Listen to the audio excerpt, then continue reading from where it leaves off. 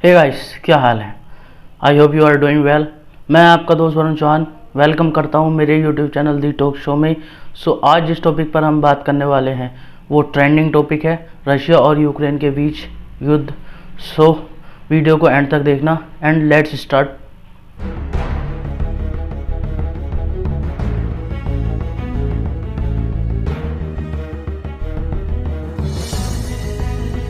लोग कहते हैं ना कि अपने से बड़े से कभी ना बदतमीजी करनी चाहिए ना कभी छेड़छाड़। जब बड़ा अपने से ताकतवर इंसान मानने लगता है तो आप कहीं नहीं जा सकते हो। उसी तरीके से यूक्रेन और रशिया के बीच में चल रहा है। देखो, यूक्रेन और रशिया के बीच वही रिश्ता है जो इंडिया और पाकिस्तान के बीच, पाकिस्तान और बांग्लादेश के बीच है।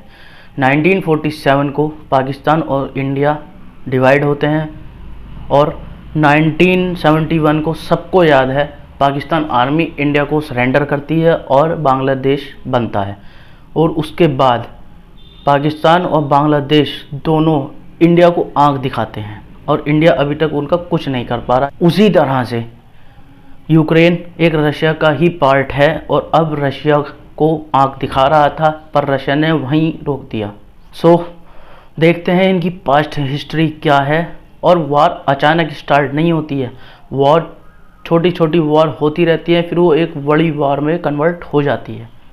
1991 में जब लियोनार्ड कुर्वानसुक ने इलेक्शन करवाए और वो न्यू प्रेसिडेंट बनते हैं तो उन्होंने यूक्रेन को रशिया से अलग हिस्सा बताया और फिर लियोनार्ड कुर्वानसुक पर फर्जी इलेक्शन करवाने के आरोप लगने लगे, गलत तरीके से वोटिंग के आरोप लगने लगे और 1994 में एक बार और इलेक्शन होता है। अब की बार लियोनार्ड खुशवहां न्यू प्रेसिडेंट बनते हैं। देखिए, इसमें नाटो का भी एक मेन रोल है। NATO means North Atlantic Treaty Organization और also called North Atlantic alliance. ये अलायंस 30 कंट्रीज़ के बीच हुआ है, उसमें से 28 यूरोपियन कंट्रीज़ हैं और 2 नॉर्थ अमेरिकन कंट्रीज़ हैं, as you can see in your screens.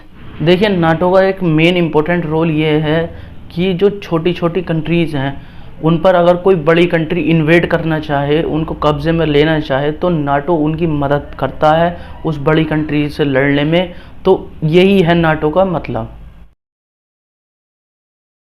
Back to the topic, Ukraine versus Russia. 2008 में नाटो ने यूक्रेन को प्रॉमिस करा कि वो यूक्रेन को नाटो में शामिल करेंगे, लेकिन वो नहीं करते हैं अकॉर्डिंग टू द पॉलिटिक्स हर जगह होती ही है। देखो, रशिया और यूक्रेन के बीच काफ़ी सारी ट्रीटीज़ होती हैं, peace treaty, friendship treaty etcetera, लेकिन इनमें से मोस्ट इम्पोर्टेंट ट्रीटी होती थी बिजनेस की ट्रीटी, इंपोर्ट और एक्सपोर्ट की। लेकिन यूक्रेन ने 2012 में ही इसको तोड़ दिया था। तो इस बात से रूस काफ़ी ज़्यादा नाराज़ हुआ क्योंकि उसका काफ़ी ज़्यादा नुकसान होता है इस ट्रीटी को टूटने से। जैसे इंडिया और पाकिस्तान में काफ़ी सारी ट्रीटी हैं लेकिन फिर भी पाकिस्तान कुछ ना कुछ गड़बड़ करता है, उसी तरीका से यूक्रेन और रशिया में हिसाब है।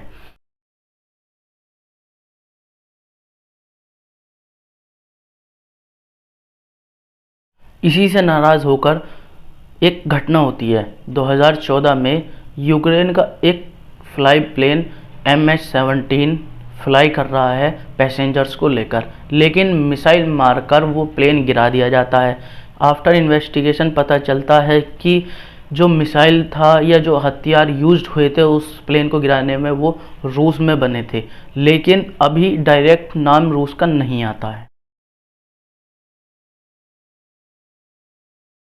और इस प्लेन के गिरने में 298 लोगों की मौत हो जाती है, जो कि एक काफ़ी बड़ी दुर्घटना थी यूक्रेन के लिए।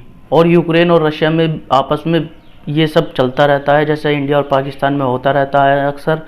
फिर 2019 में एक इलेक्शंस होते हैं प्रेसिडेंट के और वोलोडिमिर ज़ेलेंस्की प्रेसिडेंट बनते हैं यूक्रेन के, और वो अमेरिका से हेल्प मांगते हैं कि अमेरिका उनकी हेल्प करे नाटो में शामिल होने के लिए। देखिए, अमेरिका एक उन देशों में से है जो बिना किसी फ़ायदे के नहीं कर सकता किसी की भी हेल्प। वो ना अपने पुराने रिश्ते देखता है ना कुछ, सिर्फ वो देखता है बिजनेस। तो अमेरिका भी कुछ ना कुछ चाहता होगा यूक्रेन से, तो उन्होंने यूक्रेन के प्रेसिडेंट से मांग रखी कि जो उनकी पार्टी के अपोजिट पार्टी है उनके लीडर विक्टर देवेदचुक को वो प्रतिबंध करें, मतलब प्रेशराइज करें, फोर्स्ड करें, और वो करते हैं। अब इसका रीज़न उनका मेन होगा अमेरिका और उनके बीच का, पर इस बात से रशिया खुश नहीं होता है क्योंकि Victor pro Russian organisation choice के चेयरमैन रह चुके हैं और इनका जन्म भी रशिया में ही हुआ था। इस बात को लेकर रशिया खुश नहीं होता है यूक्रेन से। और अप्रैल 2014 को यूक्रेन के बॉर्डर से लगकर काफ़ी सारे सैनिक पहुंचा देता है रशिया, काफ़ी सारी मात्रा में उनको एक तरीके से चोक्ड कर देता है। अब यूक्रेन एक गलती कर देता है। देखिए, अक्टूबर 2021 को यूक्रेन MB2 ड्रोन का परीक्षण करता है और साथ ही रशिया को चेतावनी देता है वो यूक्रेन पर हमला करेंगे तो नाटो और अमेरिका उनके खिलाफ रहेंगे और उन पर प्रेशराइज करेंगे। इसी पर रशिया को मौका मिल जाता है और वो जनवरी 2022 को हमला कर देता है यूरोपियन लोगों पर। काफ़ी भयंकर हमला होता है जिसके कार्रवाई में नाटो यूक्रेन के लिए काफ़ी सारे सुरक्षा मौजूद करा देती है। इसी के साथ अब यूक्रेन भी समझ गया था, तो 14 फरवरी 2022 को यूक्रेन प्रेसिडेंट अपने लोगों से कहते हैं कि हम पर जल्द ही हमला होने वाला है। और इसी के साथ जो रशिया के प्रेसिडेंट हैं पुतिन, वो चाइना से मिलते हैं 19 फरवरी को और चाइना का सपोर्ट लेकर 24 फरवरी प्रेसिडेंट ऑफ रशिया पुतिन अपनी एक स्पेशल मिलिट्री ऑपरेशन को स्टार्ट कर देते हैं और रूस पर हमला कर देते हैं।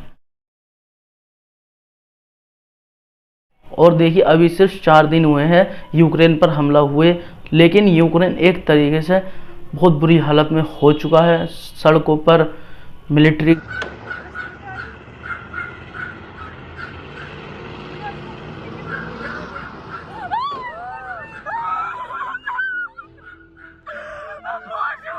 घूम रही है, रूस की टैंक्स घूम रहे हैं रूस के, और पर फिर भी यूक्रेन अभी कोई बात करने के उसमें नहीं है। आज से मौजूदा हालात ख़त्म हो जाएं या कोई ट्रीटी हो या कोई पीस का वो हो जिससे ना बेचारे सोल्जर्स मरे इतने और ना बेचारे इकोनॉमिक बहुत पीछे चली जाती है यार। और इसी के साथ साथ अभी चल रही है उनके बीच में और वर्ल्ड वॉर 3 होने का भी डर है, क्योंकि अगर नाटो और अमेरिका भी आते हैं इस बीच में तो फिर वर्ल्ड वॉर 3 होना तय है, क्योंकि इंडिया रूस का ही साथ देगा और देना भी चाहिए। क्योंकि देखो, अमेरिका इस टाइम प्रेजेंट में 4 दिन से अमेरिका और नाटो दोनों बैक हो चुके हैं यूक्रेन से। जो यूक्रेन की हेल्प करने को कह रहे थे वो यूक्रेन से वापस होकर भाग चुके हैं। चाइना भी है उधर सपोर्ट में रूस के, तो यही चल रहा है अभी। तो जो भी अपडेट होगी मैं आप तक पहुंचाऊंगा। So if you enjoyed this video, do subscribe this for more videos. Jai Hind.